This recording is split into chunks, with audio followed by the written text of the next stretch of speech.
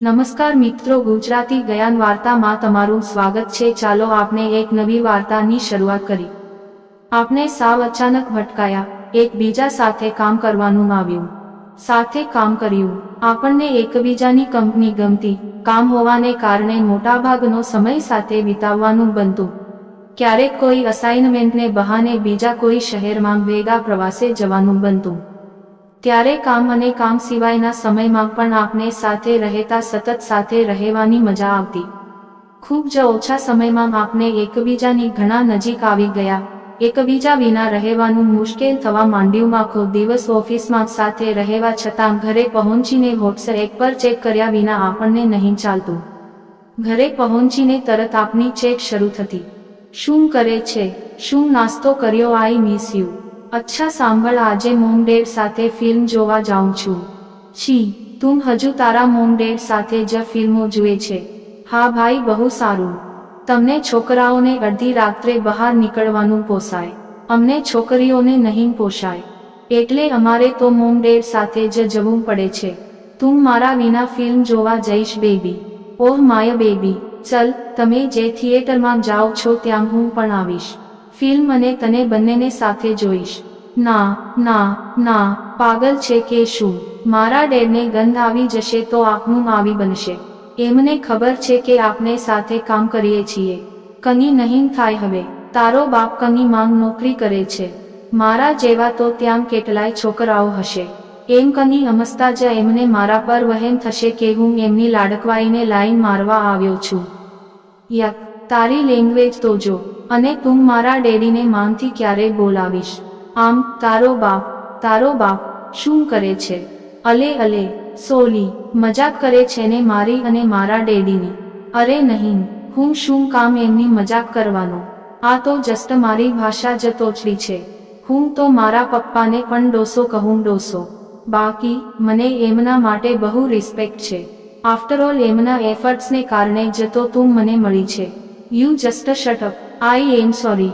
વાંધો નહીં, પણ આવી મજાક નહીં કરવાની યાર। હું મારા ડેડુને બહુ પ્રેમ કરું છું, અને મને, ઓફકોર્સ તને પણ પ્રેમ કરું છું, પણ પ્રાયોરિટી કોને આપે છે? ચૂપ કર, પ્રેમમાં પ્રાયોરિટી જેવું કશું નથી હોતું। ના, પણ ધારો કે મારા કે તારા ડેડુ બેમાંથી કોઈ પણ એકની પસંદગી કરવાની આવે તો તું કોની પસંદગી કરે? શટ અપ યાર, એવી નોબત શું કામ આવવાની? તમે બંને મારા માટે એકસરખું મહત્વ ધરાવો છો। ઓકે, બીજું બોલ। આઈ લવ યુ। બસ, જ્યારે પણ પૂછું એટલે આઈ લવ યુ કહી દેવાનું।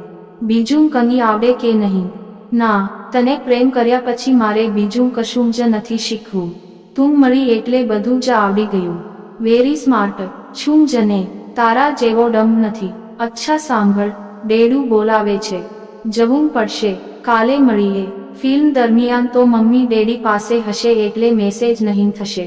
વચ્ચે ચાન્સ મળશે તો મેસેજ કરતી રહીશ, પણ તું વેવલો થઈને મેસેજ પર મેસેજ નહીં કરતો પ્લીઝ। અરે આ તો જો, તારા મનમાં આવે એમ તું કરે એ થોડું ચાલે। હજુ તો ઊંઘવાને ઘણી વાર છે, ત્યાં સુધી હું એકલો શું કરીશ? આ તો અત્યાચાર કહેવાય। કની અત્યાચાર નથી। અને તારા ફ્રેન્ડ્સ ક્યાં ગયા બધા? 4-5 કલાક મારી સાથે વાત નહીં કરે તો આભ તૂટી પડવાનું છે તારા પર। અરે પણ મારી વાત તો સાંભળ। અને પછી તું આમ જ મને એકલો અટુલો મૂકીને ચાલી જતી। તારા ડેડી સાથે તું હોય એટલો સમય મારી સાથે વાત નહીં કરતી। જાણે મને ઓળખતી જ નહીં હોય એમ તું મને કોઈ પ્રતિભાવ નહીં આપતી। તારા મેસેજ આવ્યા હશે એમ માનીને હું વારંવાર મારો મોબાઈલ ચેક કરતો રહું। તારી ભાષામાં કહું તો હું વેવલો થઈ જતો, પછી અચાનક તારો મેસેજ આવતો, હું જાણે ભાનમાં આવી જતો, ચેતનતા આવી જતી મારામાં। તને ખૂબ ચાહવાને કારણે આવું થતું। તું છે જ એવી, તારું સર્જન જ તને ચાહવા માટે થયું છે। તને કોઈ ભરપૂર ચાહે, તારા સૌંદર્ય, તારા પ્રેમ, તારી સાર્કમાં તરબોળ થાય એના માટે જ તું અવતરી છે। પણ એક દિવસ તું ઓફિસ નહીં આવી, સવારથી મારા પર કોઈ મેસેજ પણ નહીં આવ્યો। હું મૂંઝાયો, મને તારી ચિંતા થવા માંડી। તે મને વોર્નિંગ આપેલી કે તારે મને સામેથી મેસેજ કે કોલ નહીં કરવો, એટલે વારંવાર મોબાઈલ હાથમાં લઈને મેં મૂકી દીધો। આખરે તારી ભાળ મેળવવી કઈ રીતે? મારા મનમાં જાતજાતના વિચારો રમવા માંડ્યા. તું બીમાર પડી ગઈ હોઈશ, રસ્તામાં તને ક્યાંક એક્સિડન્ટ નહીં થયો હોય. એ દિવસે લગભગ સવાર સુધી તો આપણે વાતો કરેલી, ત્યાં સુધી તો બધું બરાબર ચાલતું હતું. તું ઓફિસ નથી આવતી એ વિશે તે કશું જ નહોતું કહ્યું. ઓફિસ નહીં આવવાની એની પહેલેથી જાણ હોય તો તું મને કહ્યા વિના નહીં રહે. તો આમ કેમ થયું? શું થયું હશે? કામમાં મન ચોંપતું ન હતું. રહી રહીને તારી ખાલી ચેર પર ધ્યાન જતું. દરવાજા તરફ જોયા કરતો કે કદાચ તું આવી જાય. રહી રહીને મોબાઈલ ચેક કરતો. તારા કોઈ વાવડ નહોતો એક સિંગલ વોટ્સએપ. સાંજ પડી, કોઈ જ સમાચાર નહીં. બેચેનીની પણ કોઈ સીમા હોય. સાંજે ઘરે પહોંચીને મેં તને ફોન ટ્રાય કર્યો. મોબાઈલ સ્વિચ ઓફ હતો. હું વધુ ગભરાયો. આખરે તારા સમાચાર મેળવું કઈ રીતે? એકવાર વિચાર્યું કે તારા ઘરે એક આંટો મારી જાઉં, પણ તારા ડેડીના ડરે હું એમ નહીં કરી શક્યો. તારી ચિંતામાં એ દિવસે હું જમી પણ નહીં શક્યો. ભૂખ લાગે તો ને એ રાત્રે મોડે સુધી તારા મેસેજ કે ફોનની રાહ જોઈ. આખરે રાત્રે 2:30 વાગે થાકીને ઊંઘી ગયો. બીજા દિવસે સવારે ઉઠીને જોયું તો તારો લાંબો લચાક મેસેજ હતો. મેસેજનો હાર્દ એટલો જ કે તારા ડેડીના હાથમાં તારો મોબાઈલ આવી ગયેલો અને એમણે આપણી આખી ચેટ વાંચી લીધેલી. એટલે એમનો પિત્તો ગયેલો.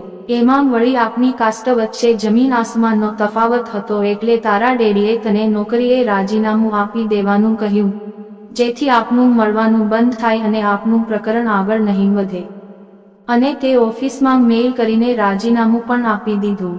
મહિનાની નોટિસ પણ નહીં આપી.